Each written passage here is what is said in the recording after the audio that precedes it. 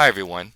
In this video I wanted to take some time to show you how it is possible to perform a path analysis in Stata using summary matrix input data. And the reason why you might find this topic useful is that there may be times when you are reading a research report and the authors report on a path analysis, and you may wish to reproduce that analysis or to test competing models. But the only information that you would have available to you is summary data in the form of means, standard deviations, and correlations.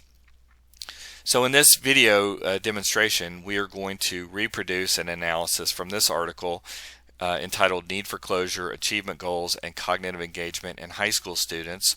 This is an article that I was actually third author on back in 2011. And you'll notice that on the screen right here we have two tables that are given. We have table 1 that contains means and standard deviations for a set of measured variables, and then table 2 contains the Pearson's correlations among those variables. And in the original article we were testing whether classroom need for closure might have an impact on student engagement via the mediators of achievement goals. So the achievement goals variables included mastery goals, performance approach goals, and performance avoidance goals. The need for closure variables included preference for structure and preference for certainty, and then the cognitive engagement variables included deep and shallow processing. Now for this demonstration, the model that we are going to test is going to be the final trimmed model from that research report. So you'll notice that we don't have paths from performance approach and performance avoidance goals to the deep and shallow processing variables, but we do have still the paths from mastery goals to those two outcome variables. I also want to mention that in the original article we used pairwise deletion as the means of dealing with missing data. In retrospect, I wouldn't go with that particular approach. Probably I would be utilizing something like full information maximum likelihood to deal with the missing data problem. But for this demonstration we are going to go ahead and assume a sample size of 341. So now let's go ahead and open up Stata. So here we are, and I do want to mention a couple of things. First off, I am working with Stata 14. I have not upgraded yet to the newest edition, but the same procedures should still be in play with the newest version of Stata. Hopefully I'll get the newest version soon. And then additionally, we're going to be working with a do file in this presentation, and what I'm going to do is include a link to the do file underneath the video description, so you can download that do file to follow along more. And additionally I will include a link to a PowerPoint underneath the video description. So again, if you want to learn more, you can download those files to go through. So the first thing that we are going to do then is basically open up the do file editor. And so I'm going to go up here to this little box right here. You can see if I click on it or double click on it here, you can see that now I get a do file editor, and this is where I'm going to type in my summary data from the article. And I do want to mention that oftentimes I'll include comment lines to provide a title or whatever in a do file, and so comment lines start off with an asterisk, and then we can type in any kind of comment. It will appear in green. So what I'll go ahead and do is type in an asterisk, and I'm going to type in path analysis based on summary data and final model from, and I'll go to the next line and then do another asterisk here, DeBacker, Harlow, and Crowson from 2011.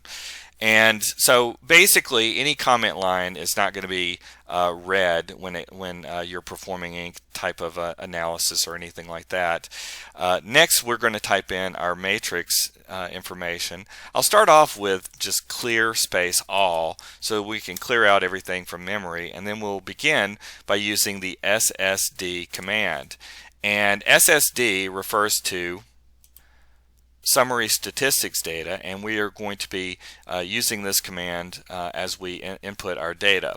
So in this first line right here, I'm going to type in SSD, then space, then INIT, and that just is standing for initiate. And then we're going to type in the names of our variables, and we want to make sure that the variable names are going to be in the same order as the information, the summary information that's typed in subsequently. So I'll go ahead and type in structure certain space mastery space PAPPR PAVD, and then shallow, and then deep. Then we'll go to the next line. I'll hit enter, and then I'll type in SSD space set space OBS. So, and then following this, I'll type in the sample size, which will be 341. So just keep in mind that first line right there is going to initiate our input of the information, and then the next line you can see that I've typed in the sample size. We'll go to the next line and we'll type in SSD space set space, and then we'll type in SD, and this is for standard deviation. So because I'm typing in a correlation matrix, I want to include the standard deviations as well. So then we'll type in first off the standard deviation for the need for structure variable, which is 0.90. Then for the need for a certainty variable or preference for certainty variable of 0.99. Then for mastery of 1.12, and so forth. So then we'll do for performance approach, which will be 1.16. Then a space right here, then 0.93, 1.04, and 0.93. Okay, so those are the standard deviations in the order in which those variables appear up here.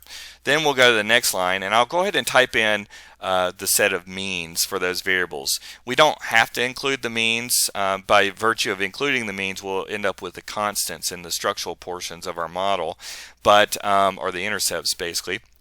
But I'll go ahead and show you how to do that anyway. So we'll type in SSD space set, then means, and then 3.65, 3.41, which is next up. Then we'll type in 4.11, 2.88, 2.03, 3.07, then 3.59. Okay, so then we go to the next line, and now we will type in the correlation matrix. So I'm going to type in SSD space set, then space COR. Now I can start adding in the correlation matrix on this line, but I generally prefer to start it on the next line. So what I'm going to do is add in space, then 3 forward slashes. And so the 3 forward slashes just allow us to tie a set of commands together, and this is very useful in those cases where you might have really long lines of information that would be input if you were putting it all on the same line. So I'm going to go to the next row right here, and now we'll type in our correlation matrix, and I'm going to go ahead and type in the lower triangle. So we'll start with a 1, and then a backslash, then space, then 3 forward slashes right there. So keep that space in mind between the backslash and the 3 forward slashes. Then on the next line I will type in a 0.20 space 1, and then backslash space, then 3 forward slashes again. And so we're going to do this throughout the matrix. So I'm going to pause this and type in the rest. Okay, so now I've typed in the correlation matrix. You can see the last line right here, we are not including the 3 forward slashes. So now what I want to do is to go ahead and I'm going to go ahead and save this. I'm going to go to save as, and I'm just going to go ahead and save over a previous version of this. So I'll just save that. And so now what I want to do is to finish the importation process. I can just highlight all of this. If I wanted to, I could highlight the green. It's not going to read the green. And then go over here to where it says execute selection do. So I'll click on that. And so now the data has been inputted. So you'll notice that over here under label, it's got basically the names of our variables that are given right there. You'll also see that if we go under the data editor right here, you'll see that we get our summary data. So you'll see in row 1 we've got our means for the variables, row 2 is the standard deviations, then rows 3 through 9 right here you'll notice that we have the symmetric correlation matrix. So we had entered the lower triangle for the correlation matrix, and now it's giving you the full symmetric matrix right here. And so now we can perform our analyses. We can either, at this point, we could either go through the graphical user interface and draw out the model. So if we go through SEM, structural equation modeling, and model building and estimation tab right here, you can see that the graphical user interface opens up and you can draw out the model right there. And I have other videos showing you how to do that. So we're going to keep this fairly short by just finishing our analysis by using our do file. So I'll go back into our do file editor right here. And so now I'm going to create a new command, or new comment, excuse me. I'll just call this path model specification with error covariances, because we do have error covariances in the model, and unstandardized coefficients. Yeah, and that was one of the other things that I failed to mention previously when I was showing you that path diagram. In the final model, we actually had correlated errors between deep and shallow processing, and correlated error between mastery goals and performance approach right here, and between performance approach and performance avoidance right there. So we want to make sure to include those when we are specifying our model. Okay, so now we'll go to the next line and we will use the SEM command and then specify the model. So in our first parenthesis here, I'm going to type in deep with an arrow pointing to it, so it's just a less than sign followed by a hyphen, and then we will type in mastery space structure space and then certain right here. So in this particular part of our model, we're essentially specifying that mastery goals need for our preference for structure and preference for certainty will predict the deep processing outcome variable. Then I will type in another parenthesis and we'll lay out the next portion of our structural model. So we'll type in shallow, then our arrow right here, and then we'll type in structure and mastery right there in parenthesis, and then we will space, and then I'm going to carry this on to the next line, so I'll use my 3 forward slashes right there, and then we will start off with parenthesis, and then we'll type in mastery, my little arrow right here, and then we'll type in structure and space certain, then in parenthesis. Then I'll go ahead and type in PAVD with an arrow, and then we'll type in structure and certain right there, and then we'll type in the next portion of the structural model, which is PAPPR arrow, and then we'll type in structure right here. And next we'll type in a comma, and now we'll type in our covariances for the model.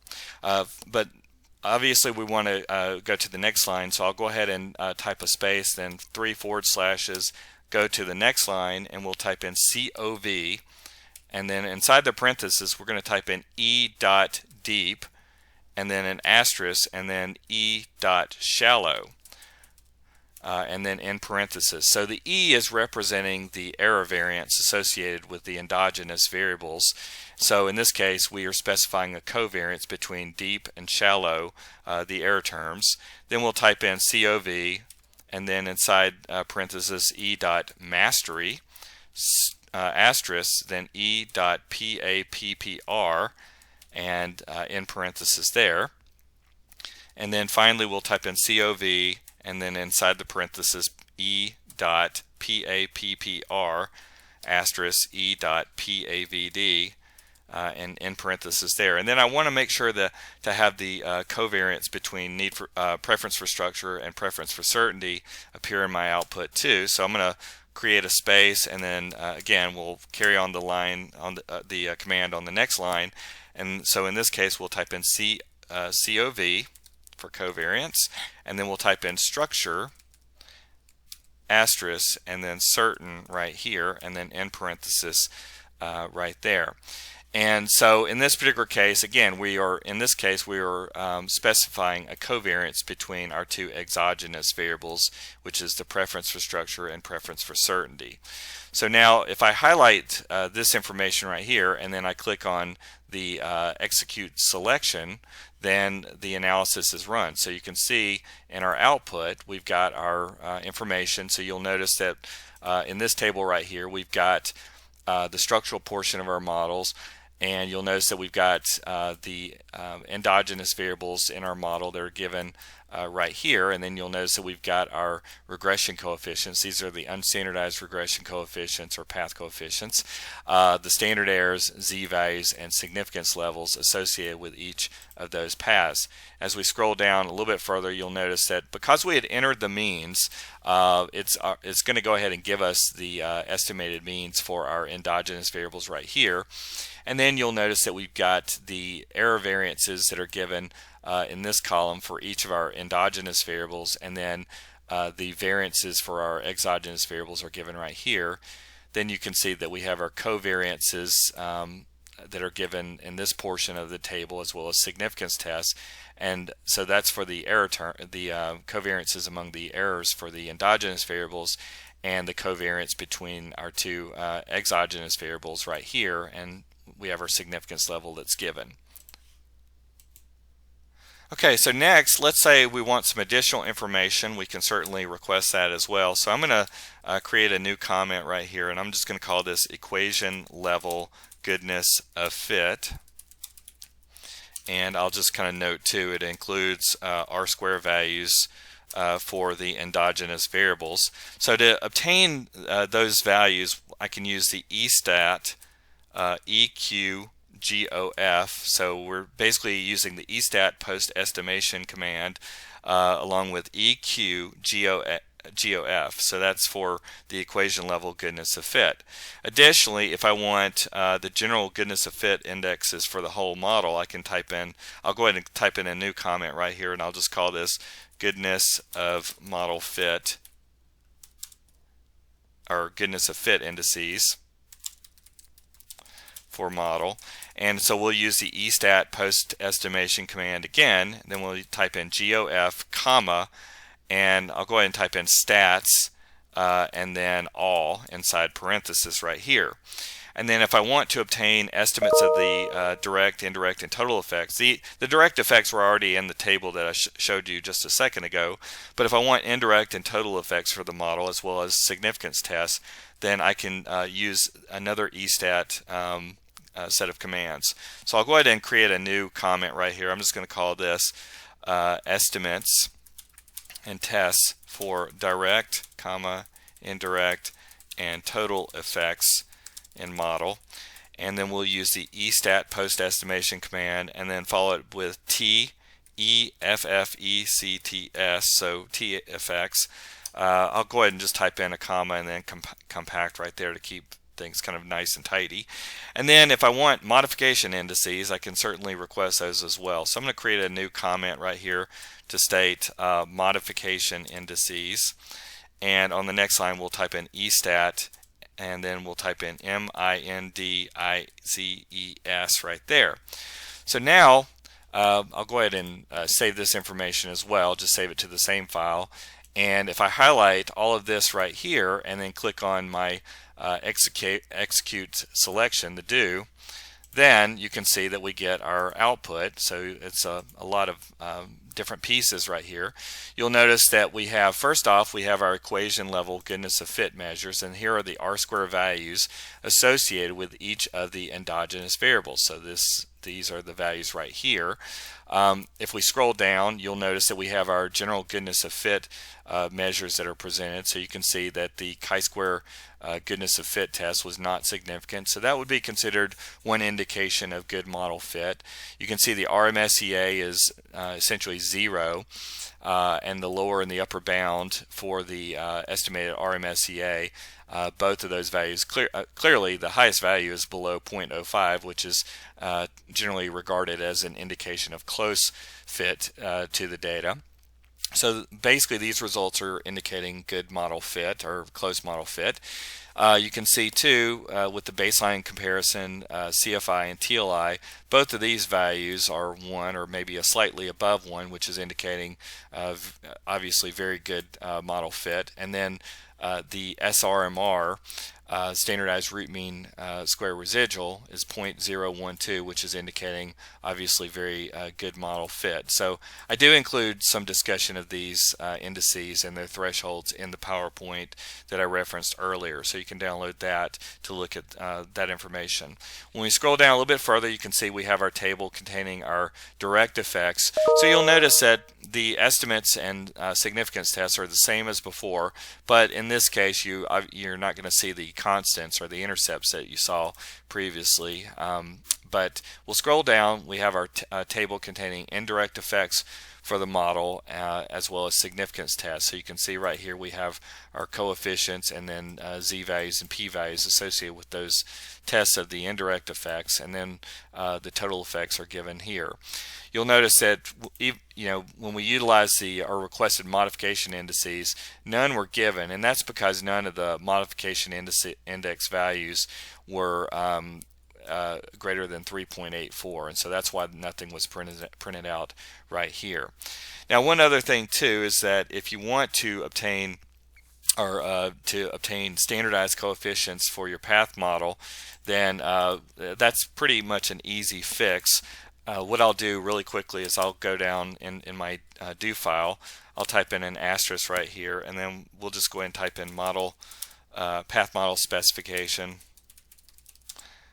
with standardized coefficients. And basically I'm going to go ahead and just copy this because there's not really much else to it. I'll copy this and I'll paste this in right here, and the only addition that I'm going to include right here is at the end. In that last line I'll type in STAND for standardized, and we'll go ahead and save this and then highlight and run. And so in this case you can see that now our table includes our standardized path coefficients. So there's our standardized estimates that are being given. So these are the standardized coefficients that are given. And then when we scroll down a little bit further, the covariances that we had previously for our error terms as well as the exogenous variable, these are now going to be interpreted as correlations instead of covariances. So that pretty much wraps up the majority of this presentation, and I do want to mention, obviously I kind of gave you the commands for running the path analysis instead of using the graphical user interface. I do have videos on using the interface. I'll include a link to that underneath the video description as well if you want to learn more about that. I also want to mention too that obviously the importation of the summary data, it will be the same whether you're using a path and whether you're testing a path model or whether you're going to perform a CFA or something something like that. So the actual importation of the summary data will be exactly the same, irrespective of what model that you are testing. But a lot of times it's fairly unusual to get a full set of summary information, such as like item level means, standard deviations, and correlations in a research article if you were wanting to replicate something like a CFA. But sometimes it does happen, and that's always a great thing when it does. So at any rate, that is going to wrap things up, and I appreciate you watching.